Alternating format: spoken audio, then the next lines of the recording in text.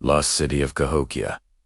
America's greatest ancient mystery. Imagine walking across the grassy plains of Illinois and suddenly realizing you're standing on top of a forgotten empire. Beneath your feet lies a city so massive, so advanced, that at its height it rivaled the greatest cities of the world. This is Cahokia, Lost City of America. And the question that has haunted archaeologists, historians, and storytellers for centuries is this: what really happened to it? Cahokia wasn't just a village. It wasn't a cluster of small huts or a forgotten tribe.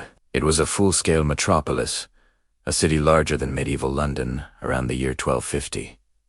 Tens of thousands of people lived here. Farmers, hunters, artisans, priests, and rulers filled its wide plazas and climbed its massive earthen pyramids that still stand today. In the middle of the city rose Monk's Mound, a structure so large it covers more ground than the Great Pyramid of Giza.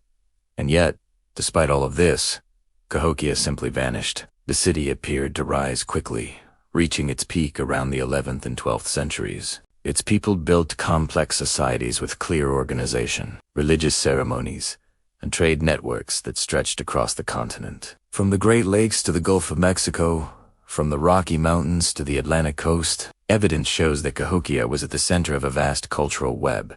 But by the 14th century, the city had collapsed. Its plazas were empty, its great mounds abandoned, its people gone. Why?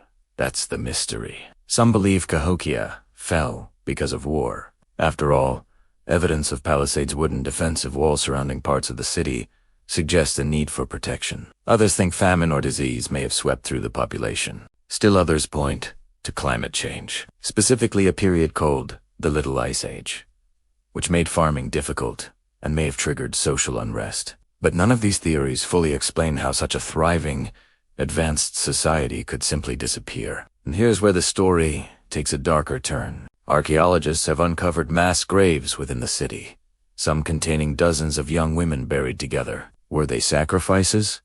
Were they victims of violence? Were these ceremonies tied to religion, politics, or something more mysterious? These findings paint a picture not only of a city of innovation but also of deep complexity, with rituals and beliefs we may never fully understand. As you imagine Cahokia, picture a bustling city filled with music, markets, and ceremony. Imagine fires glowing on the tops of mounds, smoke rising into the night sky, drums echoing across the Mississippi floodplain. And then, silence. Within just a few generations, it was gone. No written records, no clear explanation only. The mounds remain. But the mystery of Cahokia isn't just about what happened. It's also about what it means. For centuries, many people in America were taught that before Europeans arrived, the land was empty, inhabited only by scattered tribes with no great civilizations. Cahokia proves that wrong. It tells us there was once an urban, organized, and powerful civilization right here in the heart of the United States. A civilization that rose and fell long before Columbus set foot in the New World. The question remains, what really happened to this lost city? Was it natural disaster? Was it human conflict? Or was it something else? Something stranger, something we may never truly understand. So as we explore Cahokia's ruins and the clues left behind, ask yourself, what do you think happened? Could a city this powerful simply vanish without leaving answers? Or are the answers still buried beneath the earth, waiting to be discovered? When we left off, Cahokia was standing tall, a vast city of thousands, with towering mounds, grand ceremonious trade routes reaching across the continent. And yet, by the mid-1300s, it was gone. The silence of Cahokia has puzzled generations, but the more we dig into its past, the stranger the story becomes. Let's step back into the city at its peak. Imagine walking through its central plaza, where tens of thousands gathered for festivals. The sound of drums echoed, dancers moved in circles, and priests performed rituals high above the crowd on earthen pyramids. Traders brought goods from far away. Lance copper from the Great Lakes, shells from the Gulf of Mexico, obsidian from the Rocky Mountains. Cahokia was not isolated. It was the beating heart of a network that stretched across North America. But within this world of growth and power, cracks began to form. Archaeological evidence shows periods of overcrowding. Imagine a city swelling beyond its capacity, fields overworked, forests cut down for timber, rivers struggling to provide enough fish. Life was abundant, but it was also fragile when food supplies became uncertain. Tensions rose. Now, picture this.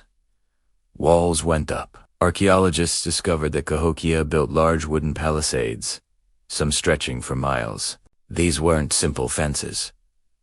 They were massive fortifications with bastions for defense. Why would a thriving city, at the height of its power, suddenly feel the need to wall itself in? Was it a sign of growing conflict within, or was there an outside enemy pressing on their borders?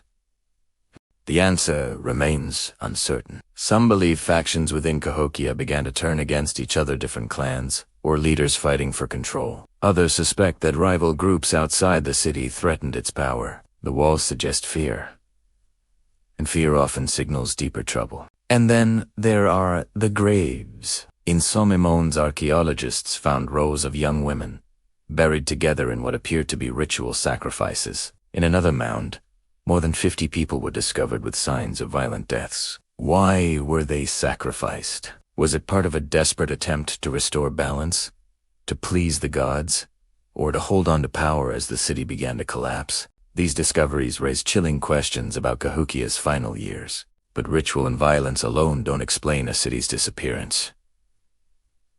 That's where the climate comes in. Around the 1300s, the world entered what scientists call the Little Ice Age, a period of cooling that shortened growing seasons and made farming unpredictable. Crops like corn, which fed Cahokia's massive population, may have failed again and again. Imagine the fear of a city watching its food supply vanish. Hunger drives people to desperate measures. It drives them to conflict, migration, and sometimes abandonment.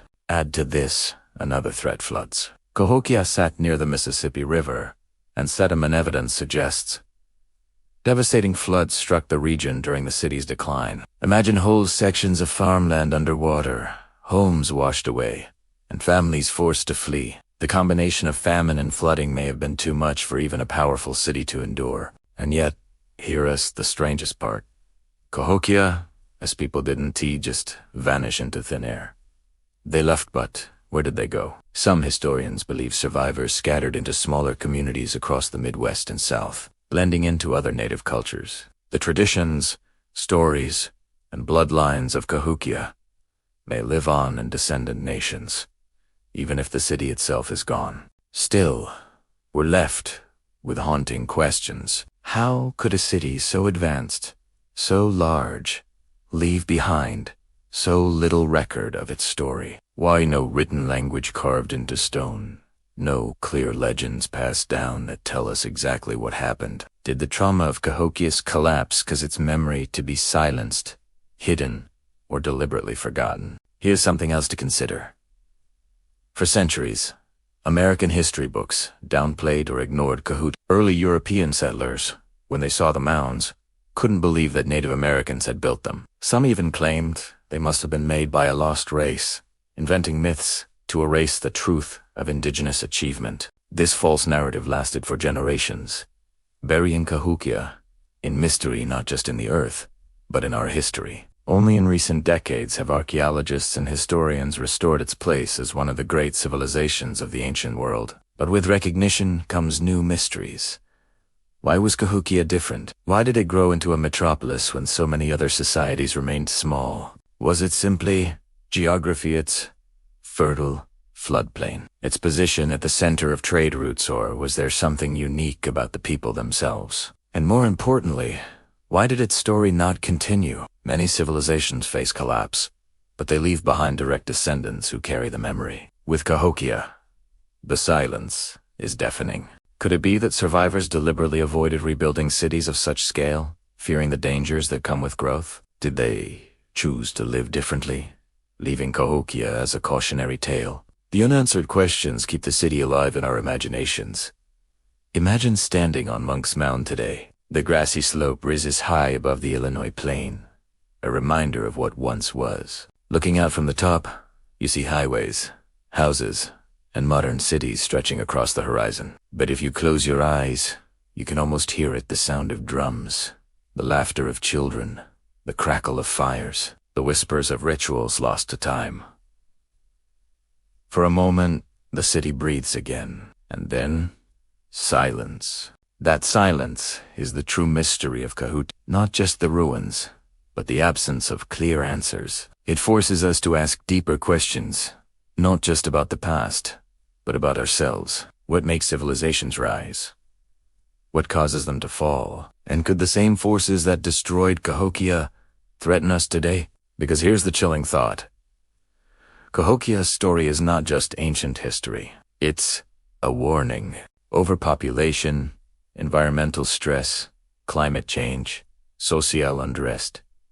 These are not problems of the past. They are problems of today. Cahokia shows us that even great societies can collapse when they push their world beyond its limits. But maybe, just maybe, there's another lesson. The people of Cahokia may have vanished as a city, but they survived in other ways.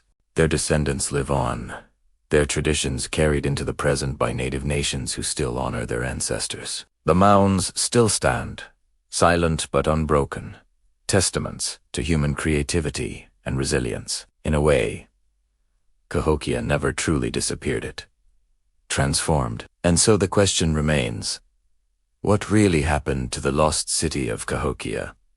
Was it famine, war, flood, disappearances? Pain, or was it something we may never understand, something lost forever in the silence of the mounds? I'll leave that to you. What do you think?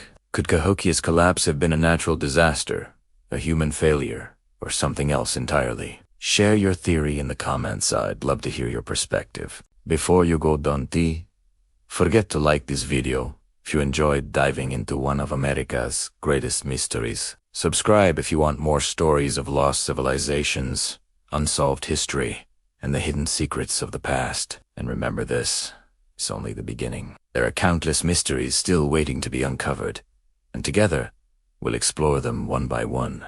Until then, the mounds of Cahokia still stand, watching silently as the centuries pass. And maybe, just maybe, they're still holding on to secrets we've yet to discover.